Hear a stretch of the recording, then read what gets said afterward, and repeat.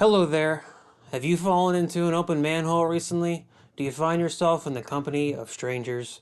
Well, then you might very well be in the feature Underground. My name is Hunter Lanier, the king of this sewer, and I am here for a very special episode of Feature Underground in which I will talk about my favorite movies of 2023. Now, normally I was going to make this a top 10 list, but what it's going to be is a top 12 list. Because there are two other movies that I did at the very end that I did want to talk about, but I didn't want to mess around with that honorable mention nonsense because it's stupid. And this is going to be my top 13 movies of 2023. Number 13 on my list is Godzilla Minus One. So the thing I loved about Godzilla Minus One, number one, is that it returned to the original intentions of Godzilla, where it really leaned into the World War II trauma that Japan experienced and manifested that trauma into a ridiculous giant lizard monster.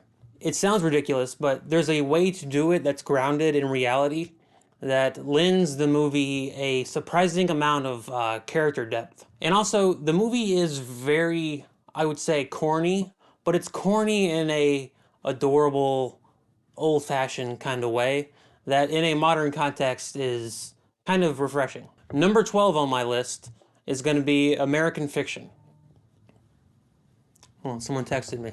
Now, American Fiction, like Godzilla Minus Zero, takes a very refreshing perspective in a modern context. It has the luxury of being the first mainstream movie in the room, and therefore gets first choice of all the low-hanging fruit of the subject that it's satirizing. And to be honest, it is just very satisfying to see a mainstream movie shoot spitballs at the current cultural gatekeepers. My number 11 movie is a movie that is actually, I think, very related to American Fiction, and that movie is Dream Scenario. Both movies, first of all, involve angry college students as being part of the plot, and both deal with celebrity and the inflation's effect on the price of fame, which is a thing I like to say. And also, never did I expect a Nicolas Cage movie to stem from all that evergreen college mayhem that happened 8 years ago or whatever,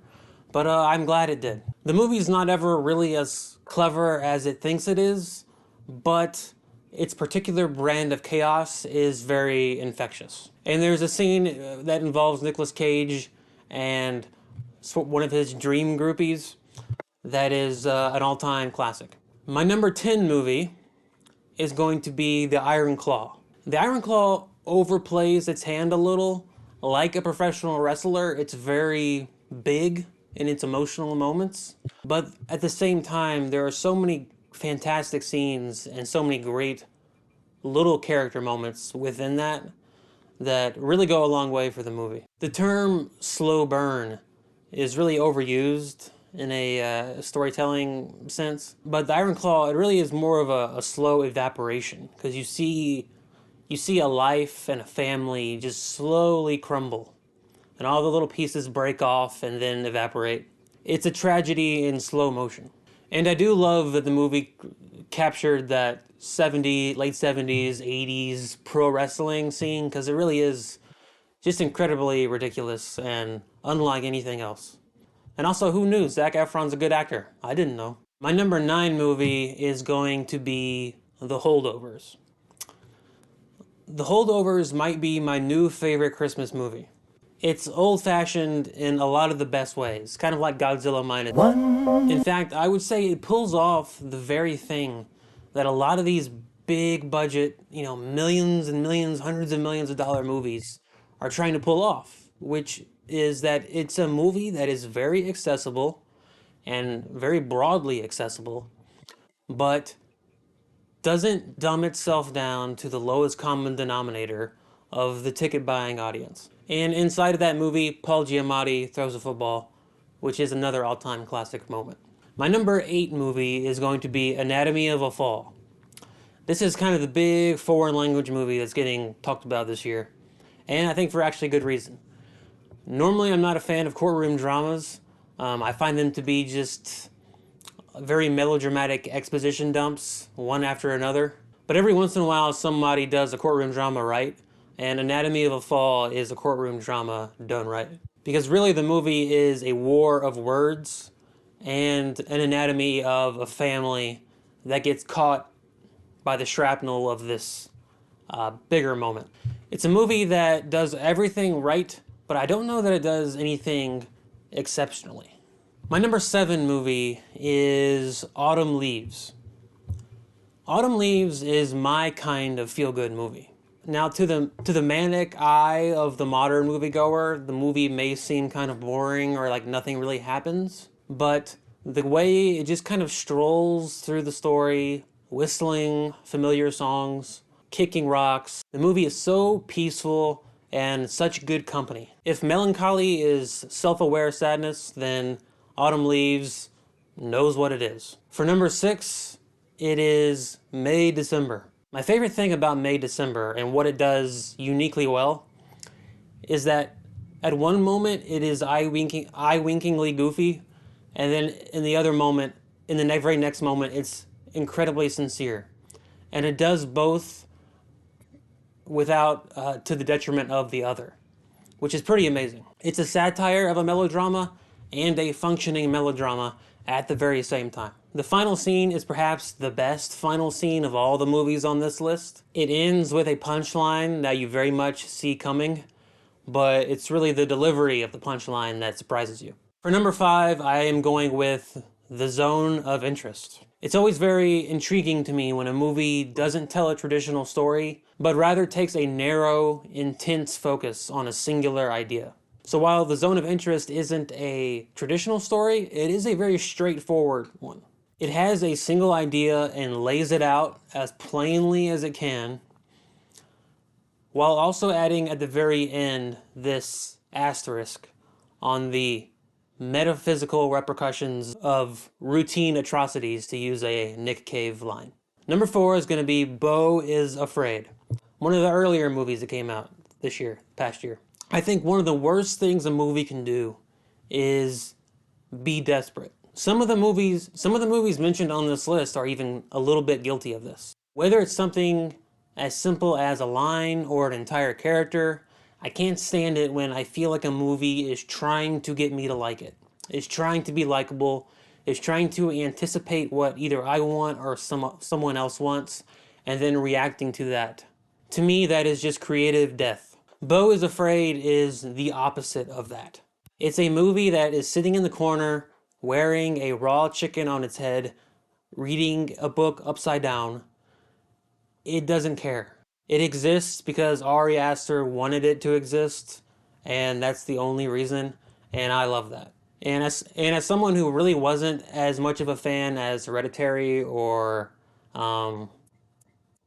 the Scandinavian one, whatever it was called, this movie makes me excited about Ari Aster's future as a filmmaker. Okay, top 3. This is where it's getting serious. My number 3 is going to be Martin Scorsese's Killers of the Flower Moon. Killers of the Flower Moon does the thing that all great movies do. It doesn't provide any answers. It only provides questions. And that's, to me, the ultimate role of the storyteller, is don't give answers because no one has the answers. Try to find better and better questions. That's the journey of the creative. Everything in this movie is messy. Good people do bad things, bad people do good things. Despite what Paul Schrader thinks, I love the idea of DiCaprio playing this idiot who is torn between his love for his wife and his kind of amoral greed and ambition. It's a character and a character relationships with this kind of weird love triangle going on between him, De Niro, and Lily Gladstone, that I don't think I've ever seen anything like it in a movie. Certainly not a love story like this. While Martin Scorsese's interests have changed as he's gotten older, storytelling instincts have not dulled at all. They remain as sharp as ever. You can tell by just small things like the casting of the minor characters, or the scenes that he chooses to linger on. And also, Killers of the Flower Moon has my favorite score of the year by the very late and very great Robbie Robertson. Number two, I'm gonna go with Past Lives. Past Lives was not a movie I expected to like as much as I did. To be honest, when I saw the trailers back in March or whenever it came out, I didn't even go see it in the theater because it just looked like kind of a hipstery, lo-fi romance. But it really is a lot more than that. And it accomplishes a lot of things that I didn't expect it to accomplish. And it's also probably the only movie on this list of the whole year, in my opinion, that accomplished that great feat of making you forget you were watching a movie. Another similar movie, I was going to say recently, but it really wasn't recently, that accomplished the same thing was Richard Linklater's Before Midnight, where the movie was over and I couldn't believe that time had passed. Past Lives manages to do that same thing. It bypasses all of the low-hanging fruit that this kind of story, a story about a childhood sweetheart returning to disrupt a marriage, all the low-hanging fruit there, it completely walks right past it and goes to something that's a bit more, I would say a lot more meaningful. A lot more meaningful and difficult to make sense of, but something that is nonetheless deeply understandable, not by the intellect, but through feeling. It's a movie of emotions that never feels mawkish or reaching. It's about as good a movie as you can make about the mystery of human connections. I think it exists somewhere between the styles of John Cassavetes and Woody Allen, and I think that is a very good place to exist. Okay, my number one movie of the year of 2023 is actually the very last movie of 2023 that I watched. And that movie is Perfect Days. Perfect Days is a simple movie. It casts a very wide net in the attempt to catch something magical. And I think it catches just that. You follow a janitor going through his daily routine, getting the same coffee at the same machine every morning, doing a better job cleaning toilets than he really needs to do, but finding solace in the monotony of the work. Trying to catch a glimpse of the woman eating lunch at the park bench next to his and hoping she's looking back, but not knowing what to do if she were. Refusing to sell his cassettes for good money because the music means more to him than other people understand. The music in this movie is very important because it's his one connection to a bigger life. It's his one window into a bigger world. And I love the music in the movie. I love that it uses Lou Reed, Van Morrison, Patti Smith, because there's something about, in my opinion, that's the best music of the 20th century. And all of these experiences you go through with this character, they all add up to the movie's final scene, which is not one of sadness, but rather one of extreme clarity. There's a big difference between those two things. And now that I think about it, I think that's the best way to describe the movie and why the movie is my favorite movie of 2023, is that the entire movie is a moment of clarity. Well, loyal audience, newcomers alike, those were my favorite movies of 2023. I didn't see everything, of course. There might be I didn't see The Beasts, which I heard was good. I didn't see that RMN movie. I'm probably getting that wrong, some kind of initial. But let me know in the comments below what your favorite movies were of 2023. Let me know what you thought about my list or my thoughts about the movies. And I think I'm going to get a review up of Perfect Days, a standalone review, because I do want to talk about that movie, and it does come out in the US in February. As always, like the video, but only if you did like it. Don't give me any of those, any pity thumbs ups, thumbs ups or thumb ups. Who cares? And as always, subscribe to the channel. Doing a lot of reviews here. Might do some other fun stuff as we get more subscribers. And before I go, I just want to remind everyone, as I always do, not to neuter your pets or spay your pets, but rather that every day underground is a good day.